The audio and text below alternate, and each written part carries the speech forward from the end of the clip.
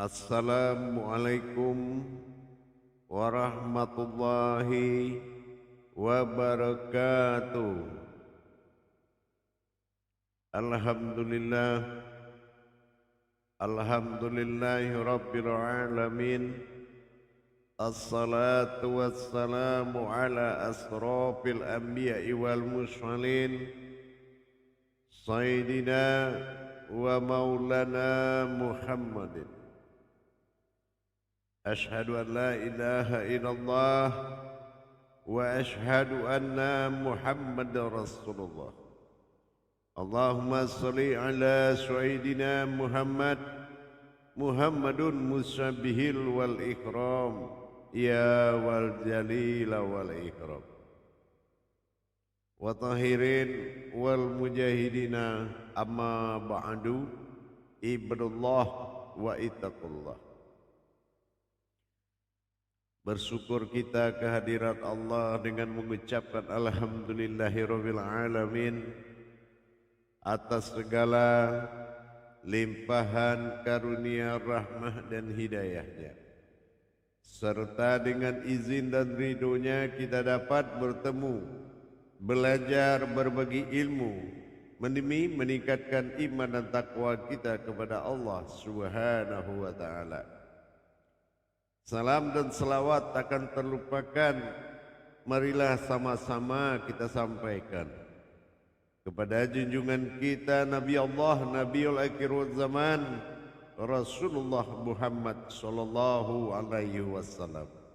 Atasnya kalimahnya kita kalamkan dengan membacakan Allahumma sholli ala sayyidina Muhammad wa ala alihi sayyidina Muhammad.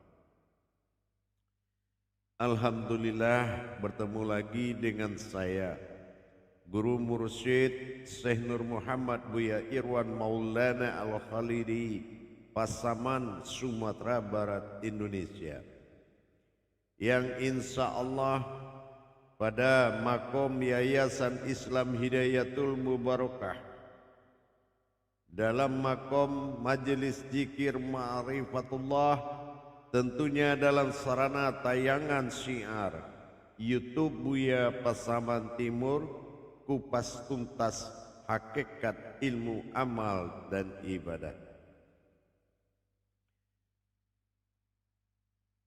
Pada makom yang sangat kita muliakan ini, marilah sama-sama kita berbagi ilmu, berbagi wawasan demi meningkatkan ketakwaan kita kepada Allah. Dengan banyaknya bermakrifah kepada Allah, dengan banyaknya kita mengenal sir-sir kerahasiaan sebagai kemuliaan bagi dirinya, untuk kita menjadikan sebuah wujud yang mana wujud itu bermaujud kepada manusia.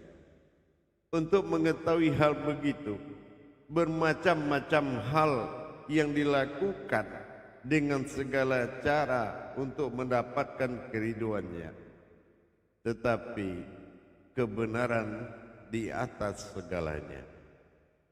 Baik memang baik dari yang salah, tapi kebenaran menentukan mutlak sejatinya sebuah sifat. Berbicara kita tentang menelusuri hakikat ketuhanan, kita wajib mengetahui makom-makom untuk mendapatkan kebenaran sebuah kata yang dikatakan Tuhan. Ada kalanya sebagian saudara kita beriman kepada kata Tuhan tanpa tahu Tuhan itu siapa. Ada juga tingkatan muslim yang beriman kepada nama, yaitu Allah, tanpa dia tahu nama itu siapa. Terlepas dari siapa nama dan siapa Tuhan, adalah siapa yang mengaku dirinya Tuhan yang bernama Allah. Hal demikian tidak ada persekutuan bagi pernyataan yang dinyatakan olehnya dikala kesendirian sebelum dia menyatakan ketuhanan dan dipanggil dengan asma Allah. Jauh sebelum itu sejarah dari kepribadian dan sifat ketunggalan itu sudah terjadi dalam masa keabadian. Dikatakan masa keabadian, belum ada masa pada waktu itu, belum tiada lagi ada sesuatu pada waktu itu. Masih dalam keabadian yang tidak dikatakan sifat ketuhanan dan tidak ada sifat tajalli apapun. Terhadap kekuasaan dan kebesaran yang telah kita ketahui itu setelah dia menobatkan ke dirinya terhadap sebuah ketuhanan. Untuk mendapatkan tingkat kebenaran terhadap nilai-nilai hakiki yang ada pada ketuhanan, pastilah ada kandungan rahasia yang diselubungkan dalam sifat keumatan pada diri. Dikatakan sebuah diri tidak adalah penciptaan sebuah diri sebelum ada sesuatu yang berdiri. Begitu juga dengan kata ruhani.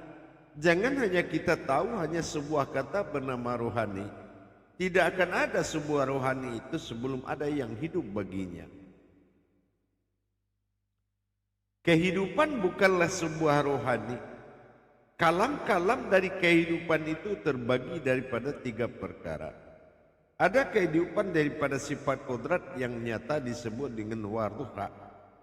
Ada juga kehidupan hayat yang tak terlihat disebut juga dengan ruhi. Dan ada kehidupan batin yang bersifat kodrat itu disebut juga dengan ruhu. Kehidupanku, kehidupan rahasiaku dan kehidupan hayatku. Ini belum menuju kepada sifat ruhani. Ruhani itu adalah pernyataan sebuah hidupnya aku. Tentu kita harus tahu dari mana kata ruhani asal hidup itu awal mula jadi. Ilah adalah kodrat kata Tuhan yang dimana diketahui oleh semua umat. Tetapi ilahi di sini tersandar kodrat hidup yang mana ilahi adalah batin sejati yang selalu murni di dalam bertajali pada nyawa seseorang. Pentajalian batin murni disebut dengan batin sejati yang mana kesetiaannya tidak terukur oleh siapapun. Terlepas sifat itu dihargai atau tidak, nyawa adalah pendamping setia bagi sebuah kodrat. Dalam memahami sifat ketuhanan, hakiki adalah landasan akhir untuk menentukan daripada pengakuan semuanya. Adanya pengakuan ketuhanan itu disebut dengan aku yang mengaku. Kalaulah kata aku tidak menelan dari semua kata, maka aku ini bukanlah kata tunggal bagi dia. Kata aku bagi Tuhan adalah ketunggalan yang sangat nyata dalam hakiki. Hakiki ketunggalan adalah disebut dikatakan dengan sesuatu yang belum semua ada. Itu yang dikatakan pada tak terhingga. Tapi hakiki daripada sebuah perbuatan adalah kembali kepada wujud pertama yang dihadirkannya adalah rasa cinta terhadap dirinya. Perasaan mencintai diri sudah awal mula adanya dari sifat aku yang belum menyatakan ketuhanan pada diriku. Ini perlu kita pahami. Kalau kita hanya melakukan pengenalan atau ma'rifah ini dalam tingkat kebesaran, itu hanya kita mendewakan sesuatu. Artinya kata mendewakan, memuji dan memuja tanpa tahu siapa yang dipuji dan siapa yang dipuja. Ini sama artinya mendewakan. Posisi dalam hal ini hanya sebuah kebesaran. Kalau untuk menilai sebuah kebesaran, ini ibaratnya kita telah menghitung pasir padahal di pantai. Artinya kita tidak tahu bagaimana pasir itu tersusun rapi dalam bentuk pantai. Tetapi kita hanya menikmati pasir tersebut dan menghitung pasir itu, entah kapan selesainya. Inilah yang dikatakan terlena dalam kebesaran. Ada juga sekelompok kita ini atau sebagian dari saudara kita hanya memuji kekuasaan dengan berpasrah diri tanpa ilmu mengkosongkan menjadi makhluk yang tidak berdaya. Ini jauh lebih tersudut kembali sangat jauh. Pengakuan ketuhanan itu adalah kenyataan bagi wujudnya manusia. Bukan manusia mengosongkan diri tanpa tahu apa-apa dan menyerahkan semuanya kepada sesuatu kekosongan. Hal inilah perlu pemahaman yang hakiki. Pemahaman yang hakiki adalah pemahaman di balik hakikat. Pemahaman di balik hakikat inilah yang menjadi rahasia utama yang wajib diselesaikan untuk mendapatkan hakiki ketuhanan pada diri.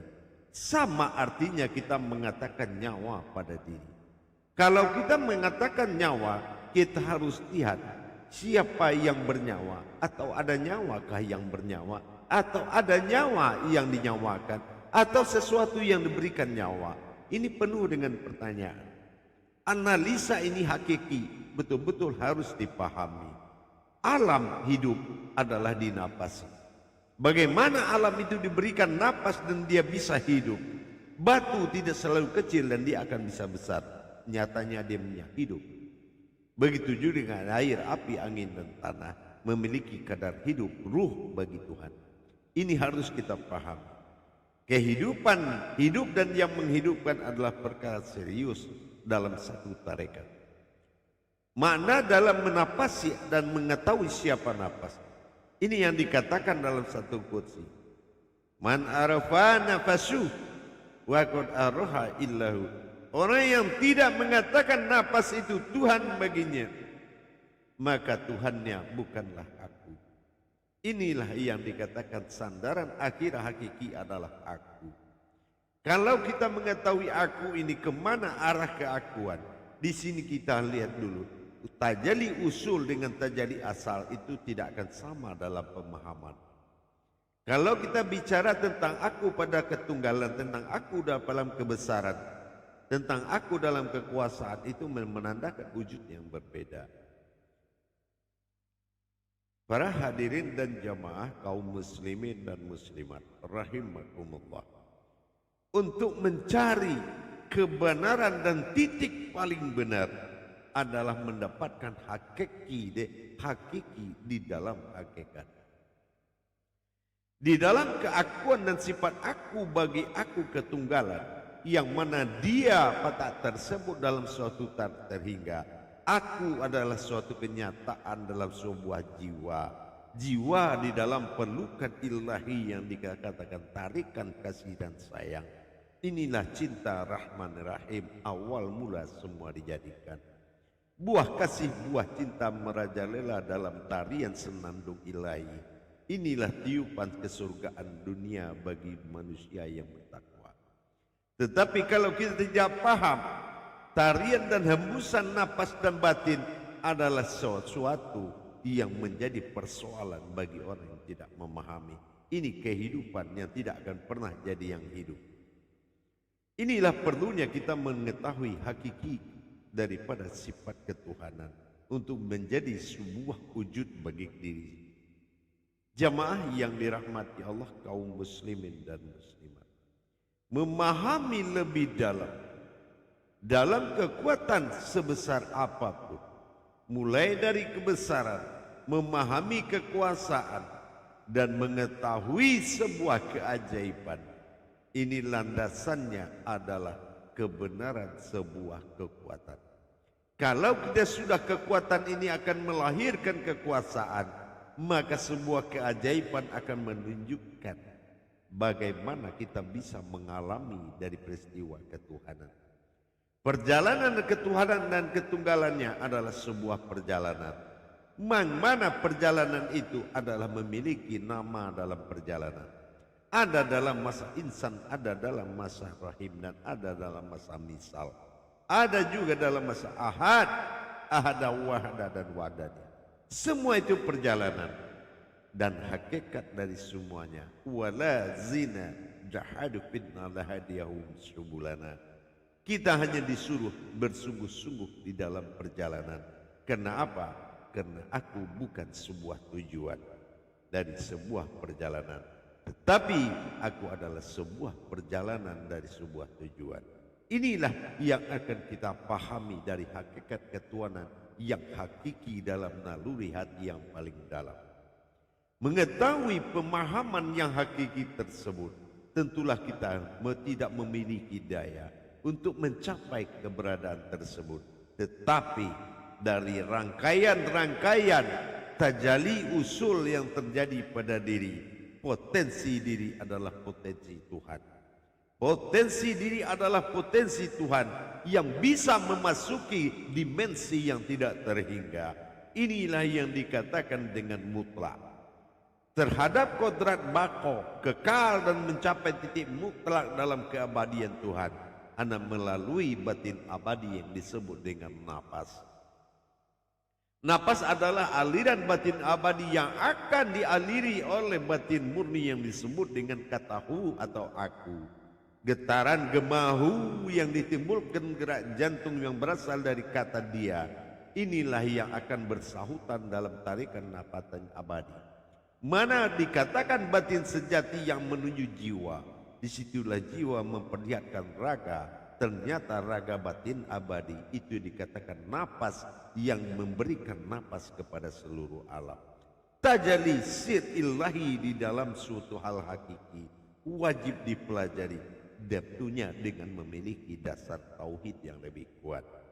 Orang yang tidak memiliki dasar tauhid hakiki yang lebih kuat, dia tidak akan mengerti apa yang dimaksud oleh Tuhan, tapi dia mengerti apa yang disampaikan oleh Allah di dalam suatu kalimat tajalli kasroh, yaitu perbuatan tanda dalam Al-Quran. Tetapi rahasia di balik itu, jauh sebelum Al-Quran ada, peristiwa ini sudah terjadi. Inilah yang harus dipedomani, yaitu kebenaran yang hakiki, yaitu keabadian sebelum semua terjadi, termasuk alam abadi atau hayyun baqo tadi. Sebelum itu pun terjadi, telah terjadi yang dikatakan akulah awal mula ada dan jadi. Di sini kita harus mengerti, sebagaimana kita memahami kehakikatan ketuhanan, perjalanan hakikat ini harus mengetahui bagaimana kesatuan keputusan Islam tertinggi adalah mengenal pengakuan Tuhan dan yang bernama Tuhan. Inilah hakiki yang tertinggi, yaitu aku. Aku bukanlah dalam satu kata yang disebut hu, tapi adalah suatu aras gema yang dari batin murni tersebut, yang digemakan, dialiri oleh batin murni. Ini yang dinamakan dengan batin sejati gerak napas. Napas kita sudah mengetahui dari kajian-kajian terdahulu. Napas itu bukanlah napas bagi jiwa, tapi napas bagi makhluk. Napas jiwa adalah yang dinapasi, sementara yang bertajalli pada napas adalah batin sejati, yang mana semua itu butuh mempelajari kepada sesuatu yang tersembunyi di dalam napas kita. Dalam hal ini para hadirin sekalian, memang didengar agak sedikit sulit, tapi ingat, ini bukan sebuah kesulitan, hanya pemahamanmu yang tidak mencapai, makanya kesulitan itu terasa. Kalaulah yang berbicara ini mengerti bahwasan ini adalah sebuah gema yang telah dibicarakan di dalam diri, mungkin ini bukan sebuah kesulitan. Tetapi kalau yang berbicara ini adalah kata yang merasa mengatakan atau dikatakan, ini kesulitan. Tapi kalau kita sudah tahu bagaimana kata sudah sudah terjadi kata pada kata sebelum digemakan oleh suara, maka ini bukan sebuah kesulitan dalam mencapai hakiki ketuhanan. Insya Allah, mari kita tingkat iman dan takwa kita. Mari kita berikan suatu pedoman yang lebih baik, yaitu kebenaran. Insya Allah, untuk apa kita melakukan pemujaan-pemujaan seperti iman-iman lain, sementara yang dipuja adalah yang memuja. Ini juga harus kita pahami. Jangan melarikan sesuatu keluar dari diri. Ingat, diri tidak ada diri sebelum ada yang berdiri. Hidup tidak ada ruhani sebelum ada yang hidup. Dan ingat, para hadirin dan hadirat sekalian, jiwa terbentuk oleh kecintaan kita kepada Tuhan, bukan sebuah pemikiran. Insya Allah kita tingkatkan selalu iman dan takwa kita.